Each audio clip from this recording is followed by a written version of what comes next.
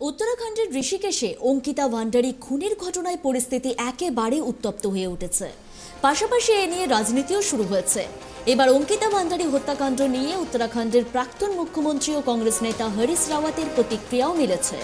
আপনাদের জানিয়ে রাখতে চাইব 5 দিন পর अंकितार মৃতদেহ উদ্ধার হয়েছে। কিন্তু এখন বড় প্রশ্ন সকলের কাছে একটাই, এই ঘটনার সূত্রপাত আসলে কোথায়? ঘটনার বিবরণ আপনাদের সামনে তুলে ধরব।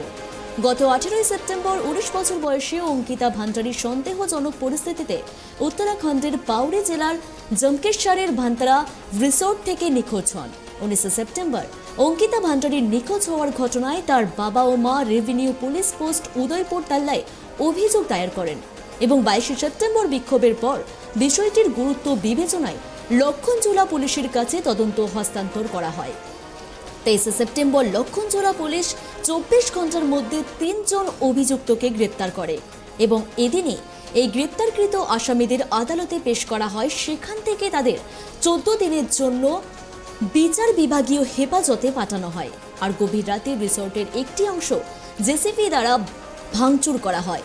অবশেষে 24 সেপ্টেম্বর অর্থাৎ আজ উত্তরাখণ্ড এসডিআরএফ अंकिता ভান্ডারির মৃতদেহ খুঁজতে অনুসন্ধান অভিযান চালায় এবং চিলাখাল থেকে উদ্ধার হয় তার দেহ। এই ঘটনার জের শুধু এক জায়গায় সীমাবদ্ধ থাকছে না, যার প্রতিক্রিয়া বিভিন্ন জায়গা থেকে বিভিন্নভাবে মিলছে। যেমন এই হত্যা মামলায় বিজেপি বিধায়ক রেণু বিশ্বাসের গাড়িও ভাঙচুর করেছেন বিক্ষোভকারীরা। আর এই মুহূর্তে আপনাদের আরও জানিয়ে রাখি, এই ঘটনায় যে বিজেপি নেতা ছেলে পুলকিত আর্যকে গ্রেপ্তার করেছে পুলিশ।